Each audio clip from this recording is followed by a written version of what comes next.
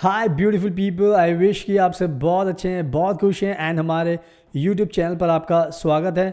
आज की वीडियो में हम बात करेंगे कनाडा के tourist visa and visitor visa के बारे में एंड स्पेशली मैं बात करूंगा आपके बैंक में कितना पैसा होना चाहिए, कितना फ़ंड होना चाहिए कनाडा का tourist visa and visitor visa पाने के लिए।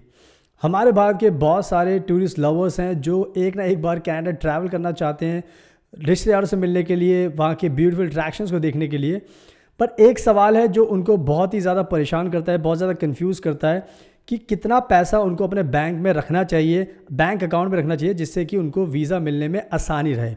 तो उनको पता नहीं होता कि कितना इनफ फंड चाहिए, तो जिसकी वजह से वो हमें भी कॉल करते हैं, जानना चाहते हैं एग्जैक्टली कितना पैसा उनको ज़रूरत पड़ेगी ताकि उनको वीज़ा मिलने में दिक्कत ना हो। तो हम उनकी हेल्प करते हैं, उनको अच्छे से समझाते हैं उनकी सिचुएशन के हिसाब से कि क्या उनका प्रोफेशन है, कितने लोग जाएंगे, क्या क्या सिचुएशन है। तो हम सारी जानकारी के बाद उनको गाइड करते हैं कि कितना फ़ंड आपको चाहिए होगा। बट आज की इस वीडियो में मैं आपको सभी को बताना चाहता हूँ बिकॉज हमें पता है कि हम सबको बताएंगे तभी आपको पूरी नॉलेज मिल पाएगी, तभी आपको पता चल पाएगा कि क्या हकीकत है, कितना पैसा आपको चाहिए कनाडा का टूरिस्ट वीज़ा लेने के लिए। तो प्लीज़ आप इस वीडियो को एंड तक देखना, तभी आपको पूरी इन्फॉर्मेशन मिल जाएगी एंड उसके बाद आपको वीज़ा मिलने में कोई भी दिक्कत नहीं होगी। एंड अगर आपको दिक्कत होती है तो आप हमें भी कॉन्टैक्ट कर सकते हैं बिकॉज हम कनाडा को लेके बहुत ज़्यादा एक्सपर्ट हैं। हम कनाडा का tourist visa, visitor visa apply करते रहते हैं। हम कनाडा का स्टडी वीज़ा भी अप्लाई करते हैं, PR के लिए भी अप्लाई करते हैं, वर्क परमिट भी अप्लाई करते हैं एंड इवन हम कनाडा के अंदर बेस्ट यूनिवर्सिटीज़, कॉलेजेस में बच्चों का एडमिशन भी कराते हैं, स्टूडेंट्स का बैचलर डिग्री में, मास्टर डिग्री में। तो हमें सारी नॉलेज होती है, जस्ट आपको हमें कॉन्टैक्ट करना होता है, हमसे मिलना होता है, उसके बाद हम आपकी पूरी मदद करते हैं। इसके अलावा हम आइल्स की कोचिंग भी देते हैं, 8777 बैंड्स अगर आपको चाहिए, अगर आपको स्टडी करनी है, अगर आपका 8777 का टारगेट है तो आप हमें कॉन्टैक्ट कीजिए। इसके अलावा हम फ्रेंच लैंग्वेज भी सिखाते हैं। कनाडा के लिए एक बहुत इंपॉर्टेंट एग्जाम होता है जिसको हम बोलते हैं टेफ कनाडा, तो अगर आपको उसकी प्रिपरेशन करें तो वो भी हम कराते हैं। तो इंडिया में हम बेस्ट ओवरसीज़ कंसल्टेंट हैं। कनाडा को लेकर हमारे पास सारे सोल्यूशन्स होते हैं। आपका स्पाउस वीज़ा भी लगाएंगे, आपका student visa and spouse visa साथ में भी लगा सकते हैं। तो हमें पूरी नॉलेज है, जस्ट आपको हमें कॉन्टैक्ट करना, हमसे मिलना है, देन उसके बाद हम आपकी पूरी मदद करेंगे। उसके बाद आपके जो भी गोल्स है वो आप फुलफिल कर सकते हो। सो या अगर आप हमारे यूट्यूब चैनल में बिल्कुल नए हो, पहली बार देख रहे हो, तो प्लीज़ इसको सब्सक्राइब कर लेना और बेल आइकन बटन को प्रेस जरूर करना, उससे आपको डेली नोटिफिकेशन मिलेगी एंड आप हमारी डेली वीडियोस देखकर अपनी नॉलेज को एनहांस कर सकते हैं। अगर आपके कोई सवाल हो तो आप हमसे इंस्टाग्राम के थ्रू पूछ सकते हो, सारे लिंक्स हमने डिस्क्रिप्शन में डाल दिए एंड आप हमारी स्क्रीन पर भी देख सकते हो इंस्टाग्राम अकाउंट। जस्ट आपको जाना है, हमें फॉलो करना है, हमसे सवाल पूछना है, देन हम आपकी पूरी मदद करेंगे। सो या अब टाइम वेस्ट नहीं करते और इस वीडियो को स्टार्ट करते हैं। सो नाउ वीडियो के स्टार्टिंग में मैं जस्ट आपको बताना चाहता हूँ कि कनाडा का जो टूरिस्ट वीज़ा है, विजिटर वीज़ा है, वो पाना बिल्कुल भी आसान नहीं होता। अगर आप कोई गलती करते हो तो आपका वीज़ा या तो रिजेक्ट हो जाता है या फिर इसमें बहुत डिले हो जाता है। अगर आपको अपनी स्टोरी प्रेजेंट करनी नहीं आती, अगर वीज़ा ऑफिसर को आपके इंटेंशंस पर शक हो जाता है कि आपके इंटेंशंस जेन्युइन नहीं है, ट्रैवलिंग के नहीं है, तो आपका वीज़ा रिजेक्ट हो जाता है। अगर आप कोई डॉक्यूमेंट्स अच्छे से सबमिट नहीं कर पाते तो भी आपका वीज़ा मिलने में बहुत प्रॉब्लम होती है। तो कहने का मतलब यह है कि ये वीज़ा इतना आसान नहीं होता, आपको बहुत सारी चीज़ों का ध्यान रखना होता है। इवन फंड्स भी बहुत ज़्यादा ज़रूरी होते हैं कि कितने सफिशिएंट फंड होने चाहिए। तो कहने का मतलब यह है कि जब भी आप वीज़ा अप्लाई करें तो प्लीज़ पूरी इन्फॉर्मेशन गैदर कर लें, उसके बाद ही अप्लाई करें ताकि आपसे कोई गलती ना हो और आपका वीज़ा फंसे ना, डिले ना हो, रिजेक्शन ना हो और आपको 100% वीज़ा मिल जाए। और जैसा मैंने हमेशा कहा कि हम बहुत एक्सपर्ट हैं, तो आप हमें भी कॉन्टैक्ट कर सकते हैं। तो यह कहने का मतलब यह है कि वीज़ा अप्लाई करने से पहले सारी चीज़ों पर ध्यान दें, उसके बाद अप्लाई करें ताकि आपको ये वीज़ा मिल जाए। तो इसका आपको ध्यान रखना है। सुनाओ, अब मैं आपको अच्छे से एक्सप्लेन करता हूँ कि कितने बैंक फंड्स आपके पास होने चाहिए कनाडा का टूरिस्ट वीज़ा, विजिटर वीज़ा पाने के लिए।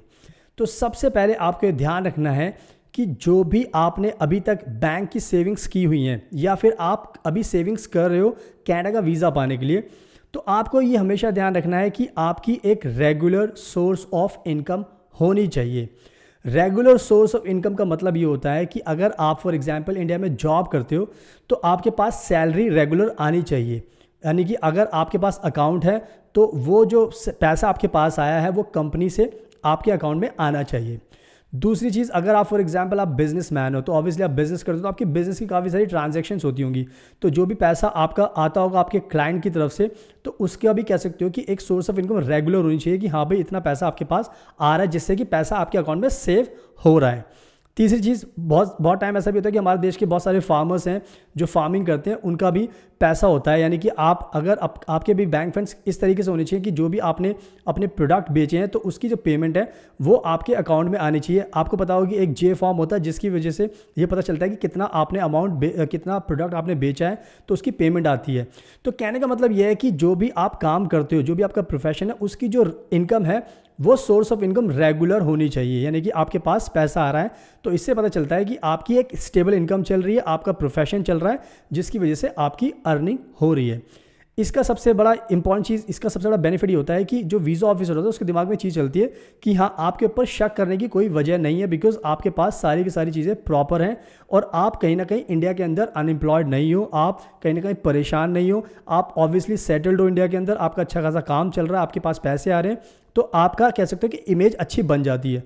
तो कहने का मतलब ये है कि जो मैं आपको समझा रहा हूँ इसलिए कि अगर आपके पास बैंक फंड्स हैं और अगर आपकी सोर्स ऑफ इनकम रेगुलर चल रही है तो ये बहुत ही इंपॉर्टेंट चीज़ है, आपका केस मजबूत करता है टूरिस्ट वीज़ा पाने के लिए, तो इसका आपको ध्यान रखना है।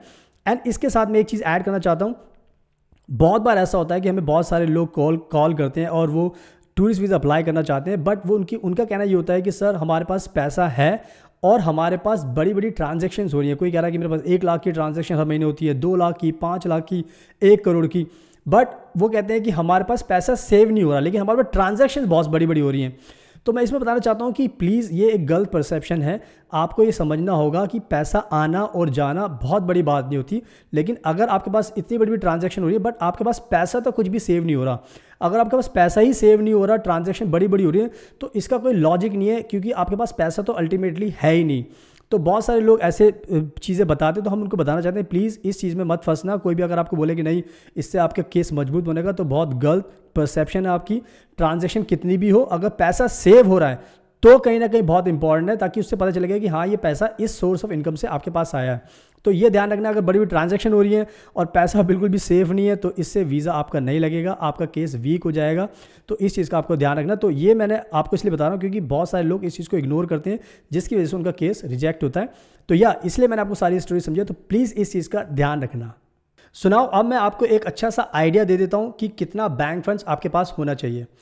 फॉर एग्जाम्पल, अगर आप एक पर्सन हो जो कनाडा जाना चाहता है टूरिज्म पर्पज़ से, अगर आपका 1 वीक का भी प्रोग्राम है, तो अगर आपके पास 2 लाख रुपए का बैंक फंड है तो कहीं ना कहीं कह सकते हो कि ठीक ठाक अमाउंट है, बट इससे ज़्यादा होगा तो और भी अच्छी बात है।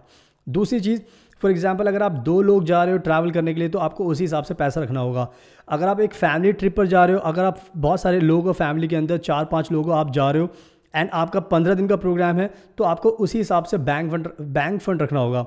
तो कहने का मतलब यह है कि जो बैंक फंड होता है ना, वो डिपेंड करता है कि कितने लोग ट्रैवल करेंगे एंड कितने दिन का आपका प्रोग्राम है ट्रैवलिंग का, बिकॉज उसी के हिसाब से आपको अपने एक्सपेंसेस मैनेज करने होते हैं। और कनाडा का जो लिविंग स्टैंडर्ड थोड़ा सा हाई है, तो उसके हिसाब से कैलकुलेशन करनी पड़ती है। इसमें हम आपको ये सजेस्ट कर सकते हैं कि अगर आपके प्लान है तो आप हमें कॉन्टैक्ट करोगे, अपने प्लान्स बताओगे कितने लोग जाने वाले हैं और कितने दिन का प्रोग्राम है, तो उसके हिसाब से हम आपका प्रोफाइल असेस करने के बाद हम आपको अच्छे से गाइड कर सकते हैं कि कितना बैंक फंड आपके होना चाहिए ताकि आपको वीज़ा मिल जाए। हम इसलिए बोलें बिकॉज ये वीज़ा हम अप्लाई करते रहते हैं, तो हमें नॉलेज होती है कि कितना बैंक फंड ज़रूरी होता है। वीज़ा ऑफिसर के दिमाग में क्या क्या चीज़ें होनी चाहिए जो आपको पूरी करनी है, अगर आप वो पूरी करोगे तो ऑब्वियसली आपको वीज़ा मिलने में कोई दिक्कत नहीं होगी। तो जैसा हमने हमेशा कहा है कि हम बहुत एक्सपर्ट हैं कनाडा के टूरिस्ट वीज़ा, विजिटर वीज़ा को लेकर, तो आपको ये वीज़ा लगाना है तो आप हमें कॉन्टैक्ट कीजिए, हम आपको 100% लगा के देंगे बिकॉज हमारी बहुत एक्सपर्टीज़ है। इसके अलावा अगर आपको स्टडी वीज़ा चाहिए कनाडा का, अगर आपको PR चाहिए, अगर आपको वर्क परमिट अप्लाई करना है तो उसके लिए भी हम आपकी मदद कर सकते हैं। अगर आपको study visa and spouse visa साथ में लगाना है तो उसके लिए भी आपकी मदद कर सकते हैं। एंड इवन हम इंडिया के अंदर IELTS की कोचिंग भी देते हैं। अगर आपको 777 बैंड्स चाहिए तो भी आप हमें कॉन्टैक्ट कीजिए बिकॉज हमें बहुत एक्सपर्टीज़ है, हमारे पास बहुत एक्सपर्ट टीचर हैं जो आपकी मदद करेंगे। एंड इवन हम फ्रेंच लैंग्वेज भी सिखाते हैं। अगर आपको कनाडा जाना है तो आपको पता होगा कि कनाडा में एक एग्ज़ाम होता है, टेफ एग्ज़ाम बोलते हैं, तो उसकी कोचिंग भी हम देते हैं, फ्रेंच भी सिखाते हैं। तो ओवरऑल हमारे पास सारे सॉल्यूशंस होते हैं। कनाडा को लेकर हम बहुत ज़्यादा एक्सपर्ट हैं, हम आपकी पूरी मदद करेंगे ताकि आपके जो भी गोल्स हैं वो आप अचीव कर सको कनाडा जाने के बाद। सो आप हमें इजीली कॉन्टैक्ट कीजिए, उसके बाद हम आपकी पूरी मदद करेंगे। एंड जैसा हमने हमेशा कहा है कि अगर आपके कोई सवाल होते हैं तो आप हमारा इंस्टाग्राम का अकाउंट देख सकते हैं, आप इसको फॉलो कीजिए, आप हमसे सवाल पूछिए, हम आपकी मदद करेंगे, आपको आंसर देंगे। इसके अलावा अगर आपको वीडियो पसंद है तो प्लीज़ इसको लाइक करना, शेयर करना, हमारे यूट्यूब चैनल को सब्सक्राइब कर लेना, बेल आइकन बटन को प्रेस जरूर करना, उससे आपको नोटिफिकेशन मिलेगी और आप हमारी डेली वीडियोस देखकर अपनी नॉलेज को एनहांस कर सकते हैं। So now thank you so much, आपके कीमती टाइम का best of luck and please हमेशा अपना ध्यान रखिए।